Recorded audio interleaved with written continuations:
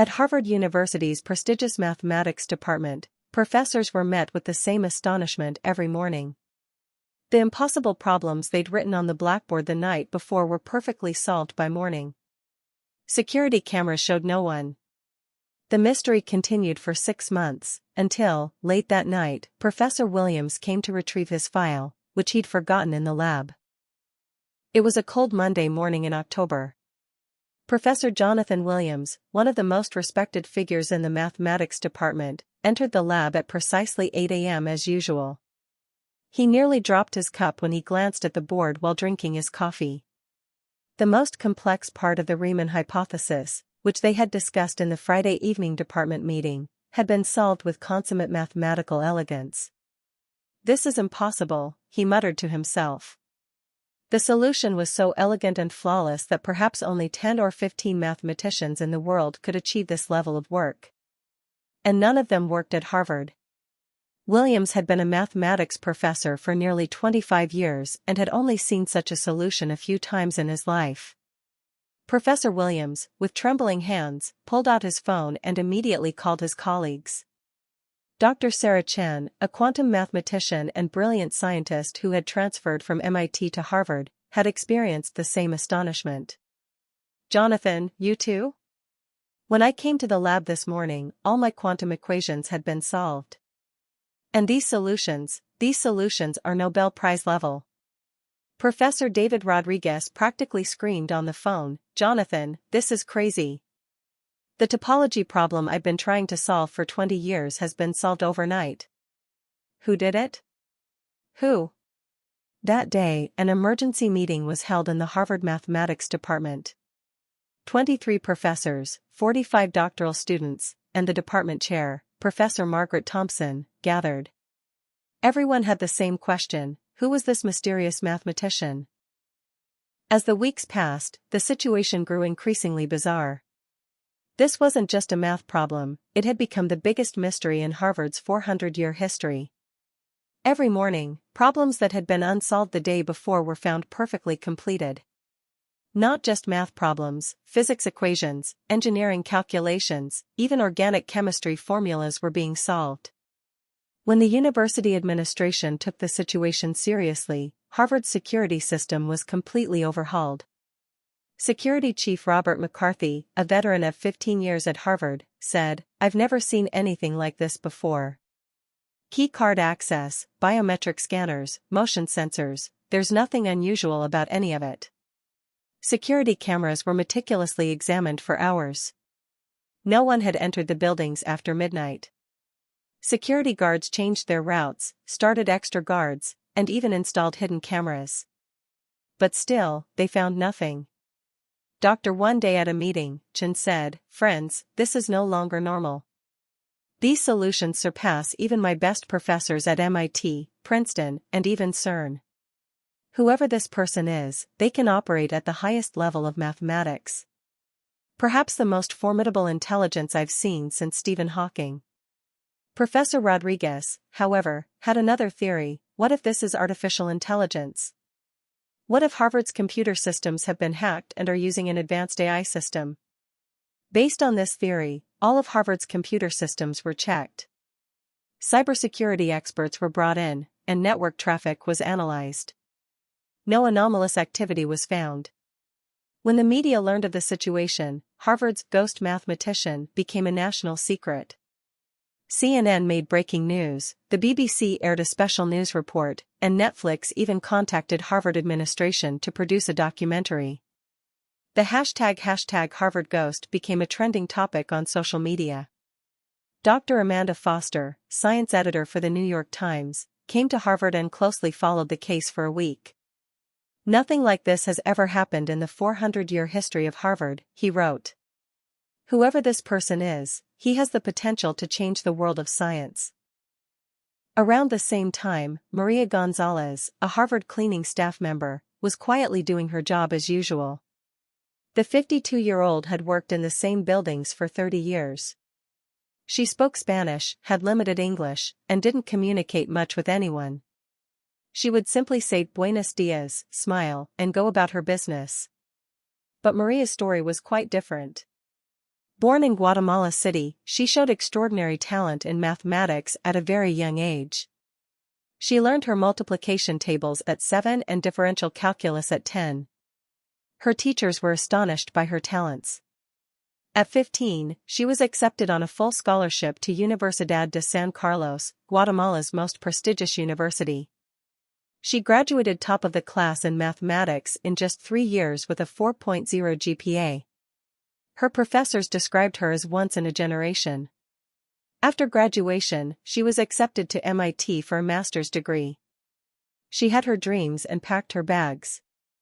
But in the early 1990s, the civil war in Guatemala intensified. Her father didn't come home one night, and they found his body the next. Maria's world was shattered. Her mother, Esperanza, took Maria and fled to America. "Mija, if we stay here, you'll die too. We'll build a new life in America," she had said. When she arrived in America, Maria's degree wasn't recognized. Because she didn't know English, she couldn't pursue an academic career. She took whatever job she could find to survive: cleaning, dishwashing, nannying. But she never lost her love for mathematics. Every night before bed, she read old math books. She had handwritten notes she'd brought back from Guatemala, theories she'd developed, problems she'd solved. But she couldn't share them with anyone. Who would have believed a cleaning woman was working on the Riemann hypothesis? When she moved to Cambridge, she found a cleaning job at Harvard. Her heart ached as she entered the math building on those first days. She was the one who should be here, teaching, not cleaning. But life had arranged things that way. Every night, as she cleaned the blackboards at work, Maria would see the problems her professors had written. At first, she simply looked at them with nostalgia, remembering her youth, her lost dreams. Then she began to wonder. What were these problems? How difficult were they? One night, she saw a problem on Professor Williams's blackboard involving the Goldbach conjecture. It was one of the most famous unsolved problems in mathematics. Can every even number greater than 2 be written as the sum of 2 prime numbers? Maria smiled at the problem. She had studied this problem while at university in Guatemala. She hadn't found a complete solution, but she had made significant progress. That night, when she got home, she pulled out her old notes and worked on the problem. The next night, Maria mustered her courage. She looked around, no one was there. She grabbed the chalk and wrote a small clue to the problem, a crucial step toward a solution. Then she erased it and went home. In the morning, Professor Williams was astonished to see the blackboard. Someone had made a valuable contribution to his problem. Who does these things, she thought. In the following days, Maria watched her own clue being developed on the board. The professor would take her cue and try to move forward. This was exciting for Maria. She was participating in an academic dialogue again after 30 years. As the weeks went by, Maria became more daring. She stopped giving small hints and started writing full solutions, but she always left them unsigned. One night, she encountered Dr. Chen's quantum mechanics problem. It was about quantum entanglement, a topic even Einstein called daunting. Maria remembered her research on this topic in Guatemala. At the time, she had studied quantum computers before they were even conceivable.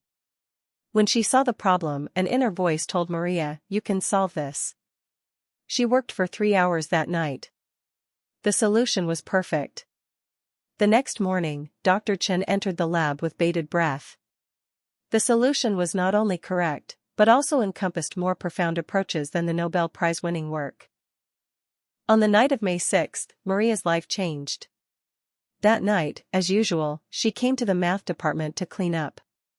On the blackboard was a brand new problem, written by Professor Williams, a subset of the P versus NP problem. It was one of the Clay Institute's Millennium Prize problems, a $1 million prize for solving it. Maria's face lit up when she saw the problem. She had solved it years ago in Guatemala, but hadn't been able to share it with anyone. In the rush of war and flight, her notes had been lost, but the solution remained clear in her mind. She looked around, no one was there. Even the security guard was downstairs. She took the chalk and began writing the solution. This time, she was completely absorbed, she lost track of time while doing math. The solution took 45 minutes. When Maria completed the solution, she smiled, thinking of how surprised the professors would be. This time, she decided to do something different. She signed the solution in small letters, MG, from Guatemala with love. She gathered her cleaning supplies and headed for the door to the next room. Just then, she heard rapid footsteps in the hallway. Professor Williams had arrived at the building. He'd forgotten an important file that morning and realized it while working at home. When he entered the lab, he saw the lights were on. No one should be there at this hour. Heaven caught his breath as he approached the blackboard. Not only had the problem been solved, but the solution could be one of the greatest achievements in the history of mathematics. And this time, there was a signature underneath. Heart pounding, Professor Williams decided to wait in the hallway. It was time to solve this mystery. Half an hour later, the sound of a cleaning cart was heard. A middle-aged, unassuming Hispanic woman emerged from around the corner. She held cleaning supplies in her hand, her expression tired but peaceful. "Excuse me," Professor Williams said in the limited Spanish he'd learned in Guatemala. You came up with this solution?" Maria froze. She was caught. Her heart began to pound. The secret she'd kept for 30 years had been revealed. She lowered her eyes and shook her head. "My name is Jonathan Williams. I'm one of the professors in this department. Can I talk to you? Please?"